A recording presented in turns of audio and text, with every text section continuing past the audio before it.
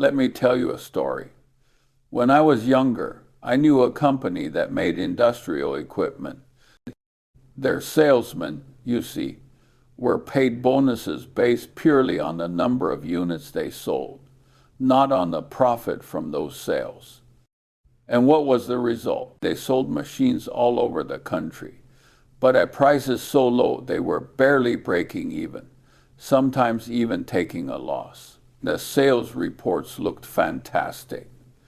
The CEO was puffed up like a peacock at the shareholder meetings. But a few years down the line, the company went bankrupt. It simply ran out of cash. Those salesmen bad people? No. They were just playing the game by the rules they were given. Sell a unit, get a bonus. They executed the company's instructions perfectly. The foolishness lay with the people who designed that incentive system. So, when you see a CEO going on a wild acquisition spree, piling up mountains of debt to blow the company up into a giant balloon, don't listen to all that BS about synergy and strategic positioning. You go and look at how he gets paid. Is his bonus tied to the company's revenue size or its short-term stock price? If it is, you've found your answer. Not steering the ship for a 100-year voyage. He's fighting for his multi-million-dollar bonus for times this year, asterisk. He might ruin a good company in the process, but his personal interests are being maximized right here, right now. You can't expect a man's moral compass to win a fight against the temptation of millions of dollars a year. At least, I wouldn't bet on it. The world is just a giant web of these incentives and responses. It's more powerful than any law and more real than any moral sermon. You can find loopholes in the law and make excuses for your morals. But a person's direct self-interest is like gravity. It will pull them in a certain direction relentlessly. They might not even realize it themselves. They'll sincerely believe that everything they're doing is for the good of the company, the customers, the world. The human brain is an absolute master of self-deception, brilliant at dressing up self-serving behavior in the fancy clothes of reason and morality. This is why I always say, if you want to persuade someone, don't appeal to reason, appeal to their interests. It sounds ugly, I know, but it works. You can talk to a company's purchasing manager about how great your product quality is or how advanced your technology is, and he'll probably be dozing off. But if you tell him that buying your product will cut his department's costs by 10%, and his bonus just so happens to be tied to cost control, well, you just watch how fast he wakes up.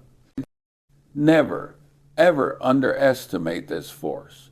It can make good people make terrible decisions, and it can make mediocre people achieve astonishing things. It all comes down to how you design the system. You want employees to save money, to give them a cut of the money they save. You'll find they're stricter than any auditor. You want engineers to care about product quality. Don't just reward them for shipping new features. Reward them for product stability and low return rates.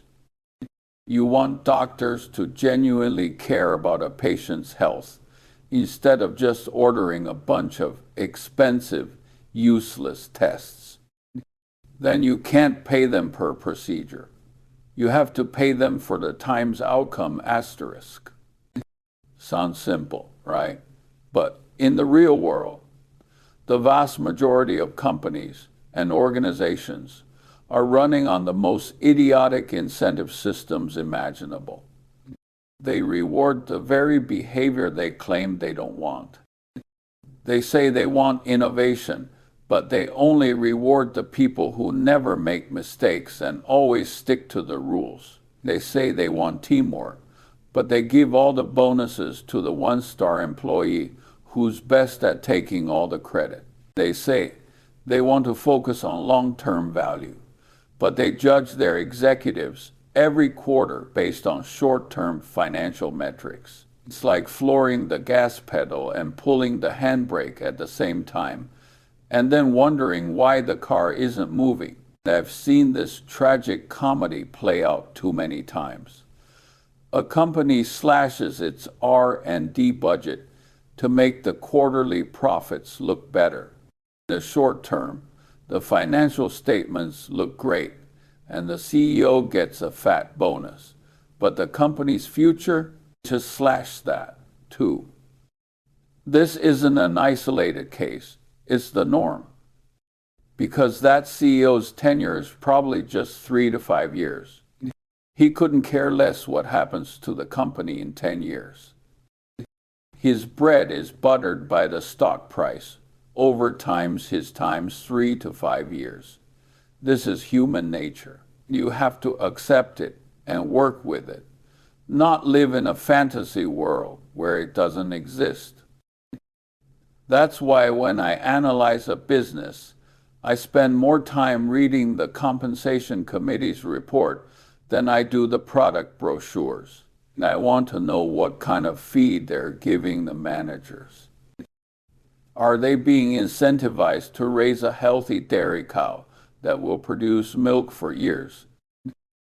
Or are they being told to fatten the cow up to be sold for beef as quickly as possible? The ingredients in that feed will determine the cow's fate and your fate as a shareholder. The same logic applies to how you view everything in the world. When you see a news report that's aggressively praising or attacking a certain company, go find out who the media outlet's major shareholders are. When you hear an expert on TV pontificating about the future of an industry, go check if he's on the payroll as a consultant for that industry's association. A politician proposes a policy that sounds wonderfully utopian. Just ask yourself, which pockets will this policy fill? Think that, and who will be left with the bill?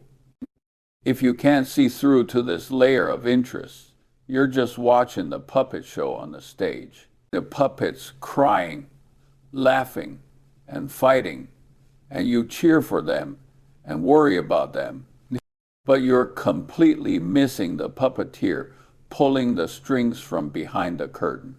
The truly smart people are the ones who know to look up and study the puppeteer. This isn't some conspiracy theory. This is the clear-eyed way an adult should view the world. The world isn't driven by abstract concepts of good and evil. It's driven by concrete interests. There's an old saying that's right on the money. It's difficult to get a man to understand something when his salary depends on his not understanding it. You can present him with the clearest evidence, the most rigorous logic. But if accepting it means he'll lose his job, his status, or his income, his brain's defense mechanisms will kick in. He'll find 10,000 reasons to rebut you. He'll attack straw men. He'll divert the topic to irrelevant details. He's not debating you. He is defending his bread and butter. And in that situation, truth is worthless. In my life, I've made some decent investments, and more importantly, I've avoided countless deadly traps. There's a secret. It's this. I never listen to what people say. I only watch what they are incentivized to do. I'm always like a detective, searching for that fundamental incentive mechanism. Find that, and you've found the key that unlocks the entire puzzle. Think about a dentist. His income comes from filling cavities, pulling teeth, and making crowns. When he looks at your teeth, do you think his first thought is how to help you times not need times those services? I'm not saying all dentists are bad people, but the incentive system of the profession is find a problem, then solve the problem. A perfectly healthy mouth has no economic value in that system. So, when a dentist holds up an X-ray, points to a tiny shadow, and says you'd better take care of it right away, you owe it to yourself to ask a few more questions. He might be right, but you also have to be aware that his judgment is being made within a framework where finding a cavity means making money. This is why truly independent advice is so precious. An advisor who doesn't earn a commission from your transactions, but instead charges a flat hourly fee, is far more reliable than a broker who lives off commissions. His incentive is to make you happy with his service, so you'll come back next time. He doesn't need you to trade constantly. That subtle difference is the Grand Canyon between honest advice and biased salesmanship. You young people, you always want to change the world. That's a fine thing. But if you don't understand the game of incentives, you won't change a damn thing. You'll just get chewed up and spit out by the system. You want to build a great organization. Then you must design a brilliant incentive system that tightly aligns every individual's self-interest with the organization's long-term interest.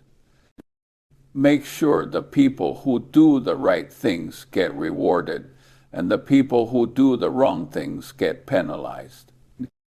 And I don't mean with plaques or pats on the back. I mean with cold, hard cash. Don't try to change people with moral lectures. It's too vague and ethereal. Use systems, use mechanisms, use the kind of self-interest that everyone understands to guide their behavior. That is real management. It's real wisdom. Look at the successful companies that have lasted for 100 years. At their core, you'll often find an extremely simple and effective incentive system. This system acts as a powerful sieve, keeping the people whose values align with it and filtering out those who don't.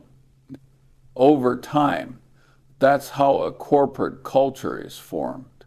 Culture, when you get right down to it, is nothing more than the settled result of a long-term stable incentive system. So, stop staring at the fluff.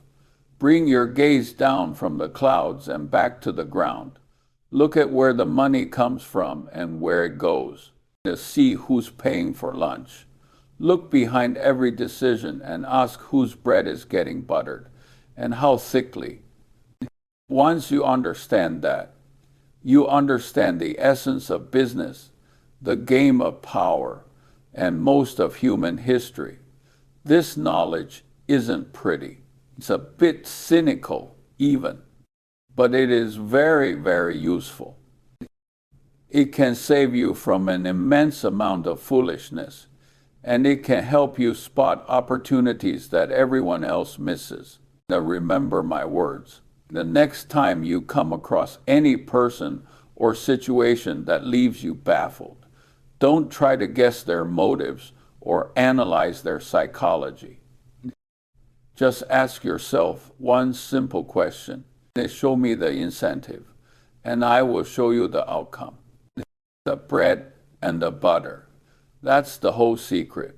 It's as simple as that.